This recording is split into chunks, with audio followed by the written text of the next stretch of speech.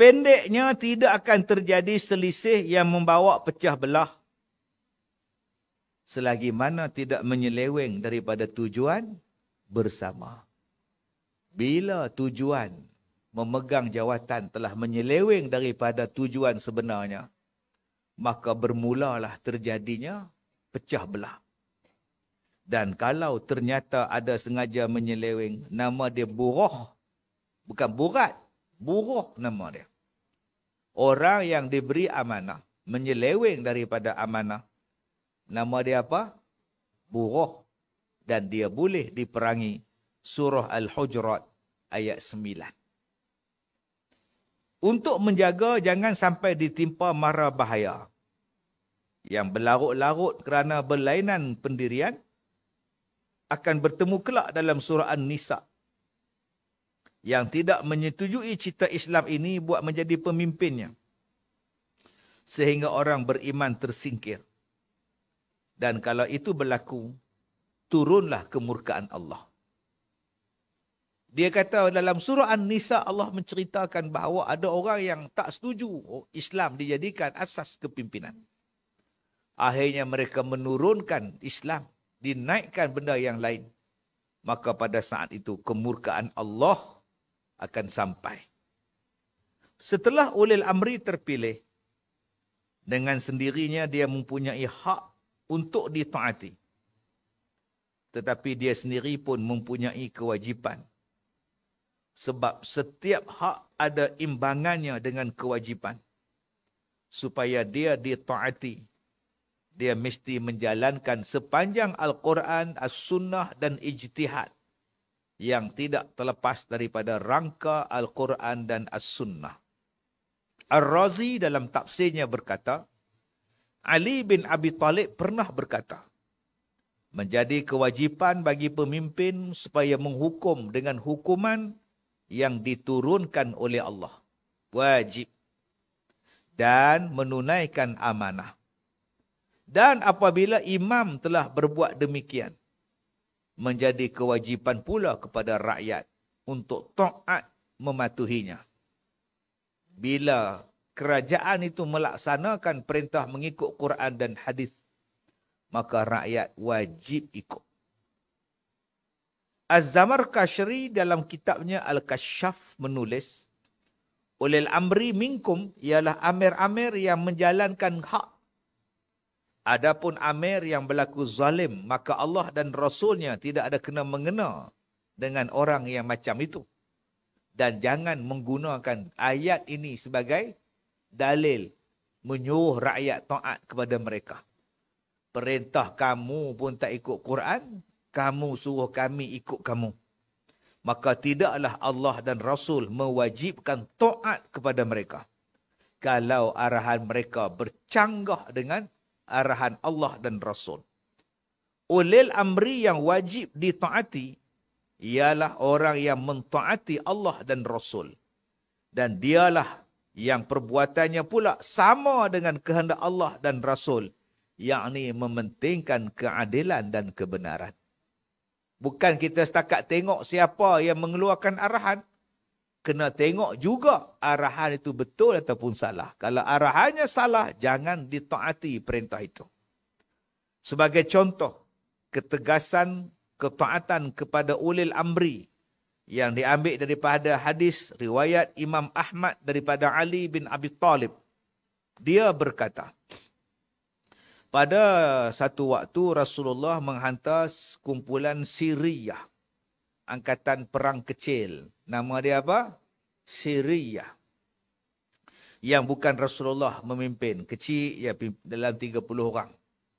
Dan diangkatnya menjadi pemimpinnya seorang daripada Ansar. Rasulullah memerintahkan semua tentera mentaatinya. Aku dah lantik si Polan ni jadi ketua Siriyah kamu. Dengar cakap dia, ya, kata dia. Maka mereka pun berangkat. Sampai di tengah jalan, tiba-tiba Amir yang dilantik tadi naik marah. Kerana ada suatu kesalahan yang dibuat oleh anak buahnya. Dia pun berkata, bukankah Nabi telah perintahkan kepada kamu semua taat kepada aku? Jawab anak-anak buah dia, betul. Kami mesti taat kepada engkau. Maka kata ketua tadi, sekarang aku perintahkan supaya kamu mengumpulkan kayu api, lalu kamu nyalakan apinya. Kemudian kamu mesti masuk dalam api tadi. Perintah itu pun mereka lakukan. Kayu api mereka kumpul dan api mereka nyalakan. Dah nak kena dengar cakap pemimpin? Tak kala mereka nak melakukan perintah ketiga, lompat dalam api, maka berpandang-pandanglah di antara satu sama lain. Kita nak kena lompat juga ke? Takkan nak bunuh diri ni? Maka selama ni kita taat pada perintah Allah, ialah kerana kita hendak lari daripada api. Kita taat pada perintah Rasulullah sebab kita nak lari daripada api. Mengapa kita sekarang nak masuk dalam api pula? Kata mereka. Dalam duk fikir macam itu, lama-lama api pun berangsur padam. Dan kemarahan Amir pun berangsur turun. Dan setelah mereka kembali ke Madinah, mereka pun menceritakan benda itu kepada Nabi. Maka bersabda Nabi, kalau kamu sekalian turun dalam api itu, kamu selama-lamanya takkan keluar-keluar dah. Yakni kamu akan masuk dalam neraka. Kamu hanya perlu taat pada perintah yang betul, bukan taat pada perintah yang salah. Itu maksud taat kepada pemimpin ulil amri. Bukannya kena taat saja.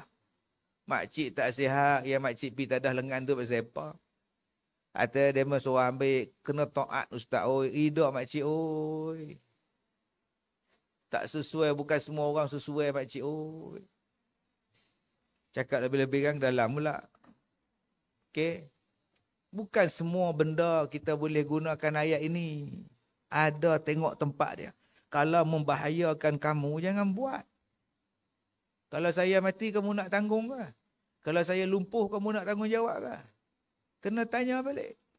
Amir berkata, bukankah kamu sudah diperintah Tuhan supaya taat kepada kami dalam ayat ulil amri minkum? Tabi'in itu menjawab pertanyaan Amir dengan pertanyaan. Bukankah engkau sendiri telah mencabut ketaatan? Okey, ini dalam satu kisah daripada kerajaan Bani Umayyah. Tabi'in tadi menjawab pertanyaan Amir dengan pertanyaan. Amir tanya pada rakyat dia, bukankah kau orang kena taat pada aku? Bukankah ada ayat dalam Quran suruh taat pada aku? Pertanyaan dia dijawab oleh pertanyaan. Bukankah kau sendiri telah mencabut ketaatan itu daripada kami? Sebab kau telah menyeleweng daripada kebenaran. Bukankah lanjutan ayat itu juga, jika kamu bertikai dalam satu hal, hendaklah kembalikan kepada Allah dan Rasul. Jika memang kamu beriman kepada Allah. Adakah kamu balik pada Allah dan Rasul? Kamu sendiri pun tak taat pada Allah, kamu suruh kami taat pada kamu. Ini jawapan tabi'in kepada Bani Umayyah tadi daripada Amirnya. Berkata As-Saibi, seketika menyebut taat kepada Rasul. Taat itu diulang lagi sekali. Ati'ullah wa ati'ur Rasul. Diulang ati'ullah, ati'ur Rasul. Taatlah Allah, taatlah Rasul. Pengulangan kalimah taat itu adalah isyarat ketaatan kepada Rasul adalah wajib. Tetapi tak diulang pada pemimpin. Ati'ullah wa ati'ur Rasul wa ulil amri minkum. Taatlah pada Allah, taatlah pada Rasul dan pemimpin. Dia tak sebut pun. Kenapa yang Allah taat, Rasul taat disebut? Sebab dia kata ketaatan kepada Allah dan Rasul adalah wajib.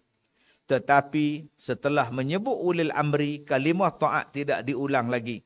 Isyarat bahawa ada ulil amri yang tidak perlu ditaati. Bukan ketaatan mutlak. Macam kita kena taat pada Allah dan Rasul. Boleh faham? Okey, boleh faham? Alhamdulillah. Saya bercakap dah 1 jam. Tak berhenti 1 jam. 1 jam ni kalau naik kereta, sampai Tanjung Malim lah. Bayangkan sepanjang Tanjung Malim, seduk bebel lah kereta. Penat tak? Tuan-tuan tak apalah. Angguk, tak apa. Angguk, geleng-geleng. Okey. Ada hak tidur lah, apalah. Baik. Inilah beberapa catatan yang perlu diperhatikan di dalam meneliti ayat yang penting bagi pembangunan masyarakat dan negara.